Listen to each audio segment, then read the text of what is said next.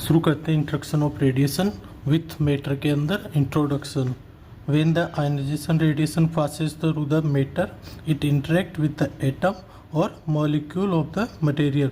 जब ionising radiation pass होती है किससे, मैटर से, तो ये इंटरेक्ट करती है या तो एटम से या मॉलिक्यूल जो भी होगा मटेरियल का उससे।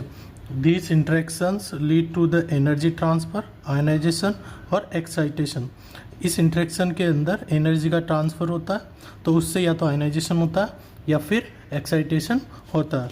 तो ये कितने टाइप का होता है वो देखते हैं। Type of interaction, first type है कोहेरेंट स्कैटरिंग, फिर है फोटो इलेक्ट्रिक इफेक्ट, फिर है कॉम्पटन स्कैटरिंग, फिर है पेयर प्रोडक्शन और लास्ट है फोटो डिसइंटीग्रेशन।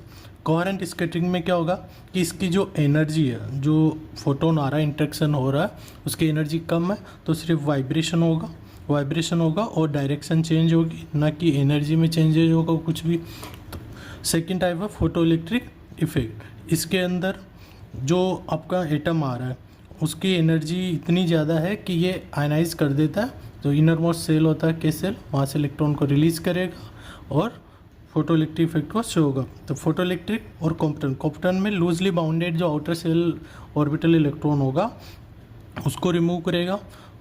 ये दोनों फोटो इलेक्ट्रिक और Compton scattering radio diagnosis department के अंदर यूजफुल होते हैं, जबकि pair production nuclear medicine department और फोटो डिसइंटीग्रेशन रेडियोथेरेपी डिपार्टमेंट के अंदर यूजफुल होता है। वन बाय वन अपन सबको देखते हैं। फर्स्ट है coherent scattering, involve entire atom. जो कोहेरेंट स्कैटरिंग है इसके अंदर पूरा का पूरा एटम इन्वॉल्व होता है। Photon is deflected without any loss of energy.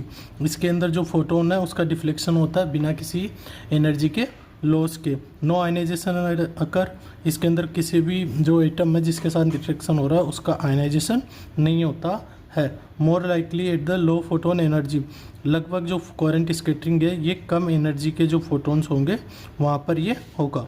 Does not affect image quality. जो कोहेरेंट स्कैटरिंग है ये इमेज क्वालिटी के अंदर कोई भी इफेक्ट नहीं दर्शाता।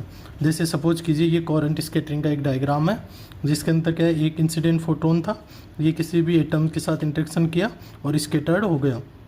इंसिडेंट फोटोन और जो स्कैटर्ड फोटोन है इन दोनों की एनर्जी सेम है, चेंजेस किस में है, सिर्फ डायरेक्शन में। इंसिडेंट फोटोन आया, पूरे के पूरे एटम के साथ इंटरेक्शन किया और इसको वाइब्रेशन मोड के अंदर डाला, एक्साइटेशन स्टेट के अंदर डाला और डायरेक्शन चेंज करके चला गया। इसका इंपॉर्टेंस जो भी रेडियो डायग्नोसिस डिपार्टमेंट है उसके अंदर नेग्लिजिबल होता है, कोई इफेक्ट नहीं होता है। ठीक है, फिर सेकेंड चलते हैं photo electric effect. Photo electric effect के अंदर incident photon is completely absorb. जो भी इंसिडेंट फोटोन होगा वो एटम के द्वारा पूरा का पूरा एब्जॉर्ब हो जाएगा। All its energy is transfer to a bond inner shell electron. जो भी एनर्जी है वो इनर सेल का जो के सेल इलेक्ट्रॉन है, ऑर्बिटल इलेक्ट्रॉन, उसको ट्रांसफ़र करेगा। इलेक्ट्रॉन इज इजेक्टेड, जो इलेक्ट्रॉन इजेक्टेड करेगा उसको फोटो इलेक्ट्रॉन कहेंगे। Valency is filled by the outer electron and characteristic X ray, और अगर इलेक्ट्रॉन इज एमिटेड, जो वैलेंसी क्रिएट हुई है, सपोज कीजिए जो इंसिडेंट फोटोन आया, ये इनर मोस्ट जो भी ऑर्बिटल है उसके इलेक्ट्रॉन को एनर्जी दिया, एनर्जी देके उस ऑर्बिटल को रिमूव किया, वैलेंसी क्रिएट हो गई। उस वैलेंसी को outermost L M N O P X Y Z किसी भी सेल से इलेक्ट्रॉन आएगा और फिलअप करेगा। जिस दोनों एनर्जी जहाँ से आया और जिस वैलेंसी को फिल कर रहा उन दोनों के बीच का जो एनर्जी गैप होगा, वो एनर्जी गैप का जो होगा उस एनर्जी की कैरेक्टरिस्टिक एक्सरे रिड्यूस होगी। अगर ये कैरेक्टरिस्टिक एक्सरे बाहर ना जाके सेम के अलावा, सेम सेल के अलावा किसी अदर ऑर्बिटल इलेक्ट्रॉन को एनर्जी ट्रांसफ़र करे और वहाँ से वो इलेक्ट्रॉन रिलीज हो जाए तो उसको अपन अगर इलेक्ट्रॉन बोलेंगे। ठीक है, इसकी डिपेंडेंसी या फोटो इलेक्ट्रिक इफेक्ट के चांसेस या प्रोबेबिलिटी कितनी कितनी होती है। जो फोटो इलेक्ट्रिक इफेक्ट है वो जो एटॉमिक नंबर होगा उसका भी क्यूब और अपॉन जो एनर्जी इंसिडेंट फोटोन उसका cube.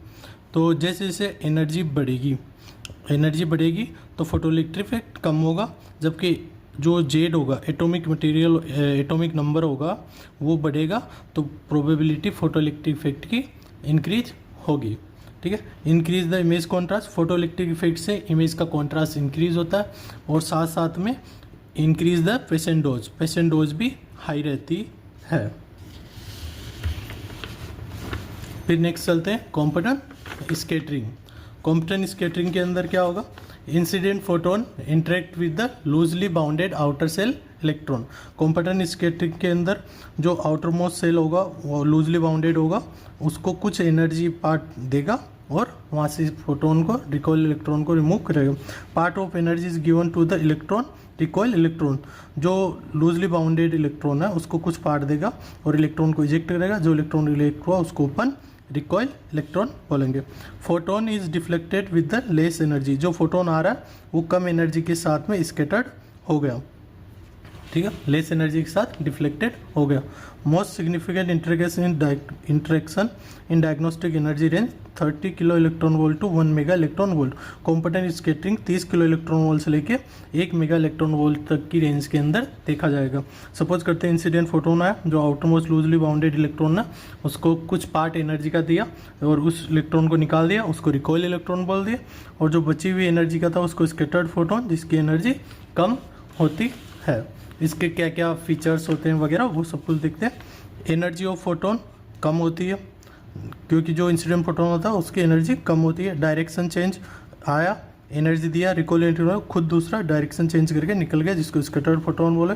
Independent of atomic number, जो जेड है एटॉमिक नंबर है उससे स्वतंत्र है। स्कैटर्ड रेडिएशन को कॉज करता है, इमेज का फोग करता है और कॉन्ट्रास्ट को लूज करता है। तो ये ड्रॉबैक हो गए कॉम्पिटेंट इफेक्ट के।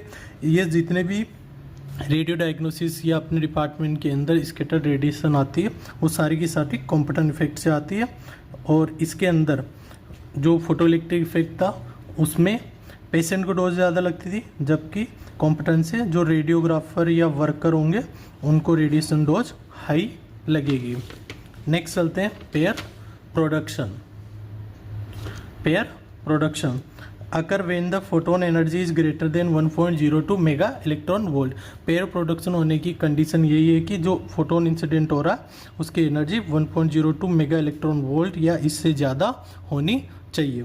नेक्स्ट चलते हैं photo interact with the nuclear field and produce the electron and positron pair. Interaction होगा जो फोटोन आ रहा है उसका न्यूक्लियर फील्ड के और प्रोड्यूस करेगा इलेक्ट्रॉन और पॉजिट्रॉन का एक पेयर। जो इलेक्ट्रॉन या पॉजिट्रॉन होता है उन दोनों की एनर्जी सेम होती है। सपोज कीजिए इंसिडेंट फोटोन है जिसकी एनर्जी 1.02 मेगा इलेक्ट्रॉन वोल्ट से ज़्यादा है और इसका जो न्यूक्लियर फील्ड होगा उनसे इंटरेक्शन करेगा और इलेक्ट्रॉन और पॉजिट्रॉन का प्रोडक्ट्स प्रोड्यूस होगा जिनकी energy 511 kilo electron volt 511 kilo electron volt दोनों की सेम होती है। जो पेयर प्रोडक्शन है उसका डायग्नोस्टिक रेडियोलॉजी डिपार्टमेंट में कोई यूज़फुल नहीं होता, जबकि न्यूक्लियर मेडिसिन डिपार्टमेंट में इसका यूज़ आता है। लास्ट पॉइंट अपना photo disintegration occur with the very high energy photons greater than 10 mega electron volt. Photo disintegration होने के लिए सबसे ज़्यादा इंपॉर्टेंट है जो इंसिडेंट फोटोन है उसकी एनर्जी 10 मेगा इलेक्ट्रॉन वोल्ट से ज़्यादा होनी चाहिए। Photon is absorbed by the nucleus and a nucleons like neutron और proton is ejected result in the radioactive nuclear. Suppose कीजिए जो भी XYZ एटम है जिसके साथ इंटरेक्शन हो रहा है तो एक कंडीशन हो गई कि जो फोटोन है वो हाई एनर्जी का कितनी 10 मेगा इलेक्ट्रॉन वोल्ट एनर्जी का कम से कम होना चाहिए। ये आएगा न्यूक्लियस के साथ अटैच करेगा, यहाँ से न्यूक्लियन कुछ भी जैसे न्यूट्रॉन या प्रोटॉन दोनों में से किसी को इजेक्ट करेगा और जो एटम है वो अपना रेडियो एक्टिव हो जाएगा। मेनली जो फोटो डिसइंटीग्रेशन है ये रेडियोथेरेपी डिपार्टमेंट के अंदर यूज में आता है, न कि रेडियो डायग्नोसिस डिपार्टमेंट के अंदर। एक बार शॉर्ट में देख लेते हैं कि एनर्जी रेंज है उनके अंदर कौन कौन से में क्या क्या होता है। अगर एनर्जी जो इंसिडेंट फोटोन है उसकी 30 किलो इलेक्ट्रॉन वोल्ट से कम है तो फोटो इलेक्ट्रिक इफेक्ट होगा। अगर 30 से लेके 1 मेगा इलेक्ट्रॉन वोल्ट है तो कॉम्पिटेंट इफेक्ट होगा। और अगर 1 mega electron 1.02 mega electron volt से ज़्यादा है तो पेयर प्रोडक्शन होगा और 10 मेगा इलेक्ट्रॉन वोल्ट से ज़्यादा है तो फोटो डिसइंटीग्रेशन होगा। Effect on image and patient. Photo electric effect और कॉम्पिटेंट इफेक्ट का जो इमेज है उसके ऊपर और पेशेंट के ऊपर क्या प्रभाव पड़ता है। Good for image contrast. Photo electric effect उससे इमेज का कॉन्ट्रास्ट अच्छा आता है, जबकि कॉम्पिटेंट स्कैटरिंग से रिड्यूस हो जाता है इमेज का contrast. Useful for soft tissue imaging. Photo electric soft tissue के लिए इमेजिंग के लिए अच्छा होता है। कॉजेज स्कैटर्ड रेडिएशन, कॉम्पिटेंट जो स्कैटरिंग होती है वो स्कैटर्ड रेडिएशन का कॉज करता है। जैसे soft tissue imaging like mammography के अंदर फोटोइलेक्ट्रिक का इफेक्ट का यूज किया जाता है, जिससे जो भी ब्रेस्ट होते हैं उनके इमेज कॉन्ट्रास्ट अच्छा आता है। More dose to patient, photoelectric effect में पेशेंट को डोज ज़्यादा लगती है, जबकि increase dose to the patient, जो कॉम्पिटेंट स्कैटरिंग है होती है उससे पेशेंट के साथ साथ में जो सराउंडिंग होते हैं वर्कर होते हैं उनको भी ज़्यादा रेडिएशन डोज लगती है।